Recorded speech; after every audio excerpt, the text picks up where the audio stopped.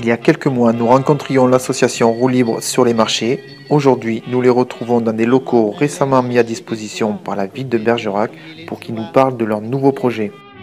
Bonjour François. Alors c'est la deuxième fois qu'on se rencontre, Roue Libre et Canal Pourpre. La première fois c'était sur le marché de Bergerac, un samedi matin, avec votre atelier mobile et le pouce-pouce également. Depuis il s'est passé un petit peu de temps, les choses ont changé également pour vous, évolué en tout cas.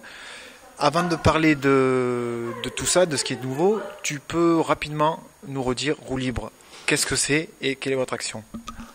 Donc Roue Libre, c'est essentiellement donner aux gens envie d'utiliser le vélo. Le vélo pour bien sûr se déplacer au quotidien, mais aussi utiliser le vélo comme mode de communication, parce que pour nous, le vélo c'est plus qu'un sport, c'est un véritable mode de communication. Bon, ça c'est pour replacer les choses. Alors aujourd'hui on se trouve dans un local, dans votre local, parce que depuis quelques temps, ça fait 2 mois que vous êtes, on vous a mis à disposition ces locaux. Qu'est-ce que vous y faites dans ce local ? Qu'est-ce que ça a changé pour vous ? Alors nous, déjà le fait d'avoir l'attribution de ce local, pour nous c'est un signe très important, comme quoi notre démarche a interpellé la mairie de Bergerac. Donc on remercie déjà très fortement la mairie de Bergerac d'avoir mis à disposition ces locaux qui nous permettent de satisfaire la première démarche, c'était de pouvoir mettre à disposition l'ensemble des vélos qu'on avait pu collecter jusque-là et de faire pour la suite, on l'espère, peut-être un atelier participatif. Alors on est bien conscient que ce local ne nous permet pas d'accueillir le public.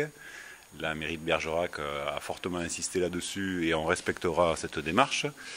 Ce qu'il y a, c'est que nous, ça n'est que le tout début, puisque étant donné qu'on veut aider les gens, il faut qu'on ait au moins nous l'autorisation de pouvoir réparer ces vélos. Et ensuite de les mettre à disposition, donc d'accueillir des gens qui ne seront pas forcément en un premier temps adhérents de l'association, ils ne mettront pas longtemps à venir nous rejoindre, mais au moins avoir un contact avec le public d'une manière générale. Donc pour l'instant, ce local ne reste, c'est un grenier, quoi. C'est un lieu d'entrepôt, on a le droit d'y poser des affaires, de les récupérer, mais rien de plus, donc on respectera cette démarche. D'accord, donc un lieu de stockage où c'est votre atelier, atelier où vous réparez les vélos. Ces vélos ensuite ils sont remis à disposition, ils sont remis à la vente. Oui, alors nous notre but c'est aussi une démarche écologique économique, c'est-à-dire que ces vélos qui sont abandonnés, on veut qu'ils repartent sur la route. Donc il y a une petite révision, il y a du montage et ensuite on les remettra à disposition au prix de revient, c'est-à-dire les quelques pièces qu'on aura mis dessus. Plus l'adhésion sera un montant entre 30 à 50 euros pour les gens qui auront besoin d'un vélo et dont on pourra en faire profiter. D'accord. Alors donc ce local c'est quand même une avancée pour vous parce que ça permet d'abord de travailler plus facilement et puis surtout de stocker tout le matériel que vous avez, mais c'est pas une fin. Non. Hein, c'est ce que tu soulignais. C'est d'ailleurs toute la difficulté parce que dès qu'on y a mis les vélos, on y a mis des outils, on a trouvé un joli comptoir, on avait presque trouvé le nom de ce local, mais on doit se retenir et on doit retenir aussi l'envie de nos adhérents qui veulent aller un peu plus loin que du stockage et qui aimeraient bien venir bricoler. Donc le nom, je vous le dis, on aurait aimé appeler le comptoir du recyclage parce que le comptoir il est là et le recyclage c'est quand même notre démarche, c'est-à-dire remettre un déchet vélo vivant et le refaire vivre pour que le plus possible de personnes utilisent le vélo au quotidien. Et le but, c'est aussi d'en faire un lieu d'échange et de contact avec le public.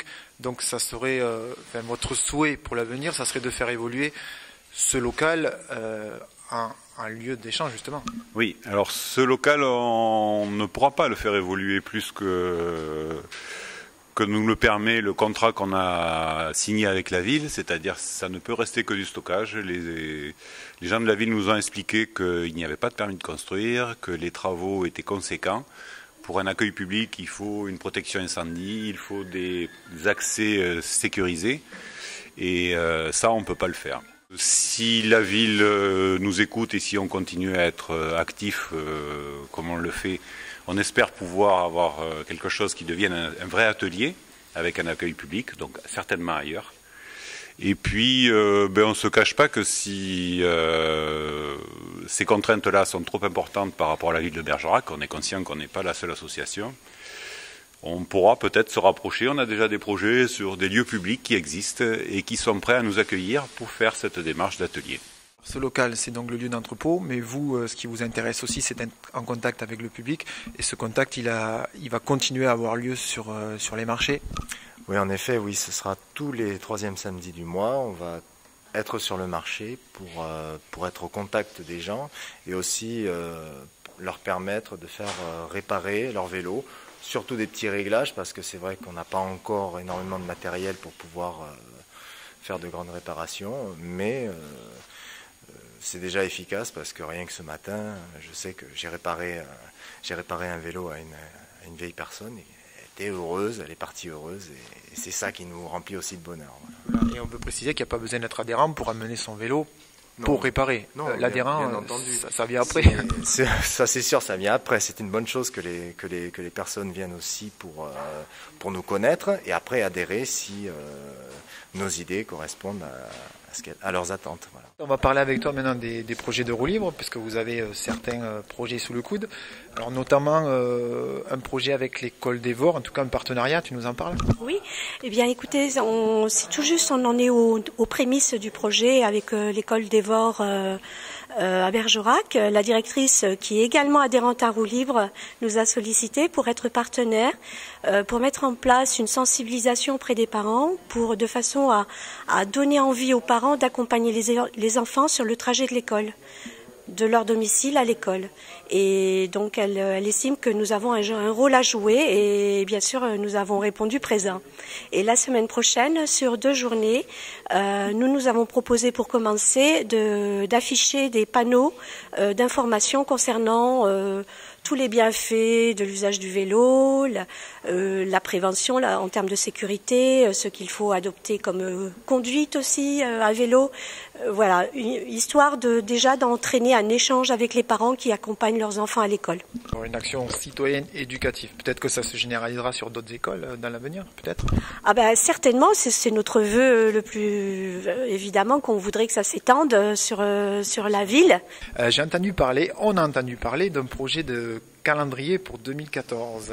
Ah oui, ça c'est un projet qui nous est cher. Enfin, on est en train, si vous voyez, on est en train de le réaliser aujourd'hui. Nous prenons des photos en direct dans notre local, prises par un de nos adhérents qui est également photographe, et ce seront des photos en noir et blanc.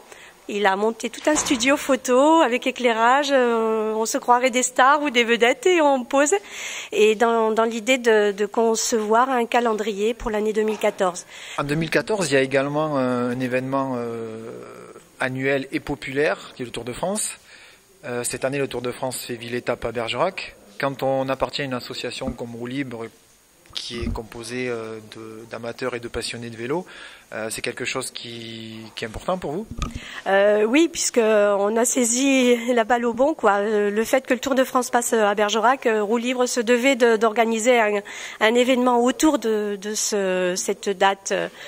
Nous avons proposé de nous réunir, tous les clubs cyclistes, cyclotouristes du Bergeracois jusqu'à Périgueux et autour de Périgueux, pour nous associer et organiser un grand événement à l'occasion de la fête nationale du vélo. Le rendez-vous est fixé au 31 mai prochain et nous proposons de tous ces clubs et tous ces cyclistes de nous retrouver pour on l'a intitulé la populaire du Tour de France.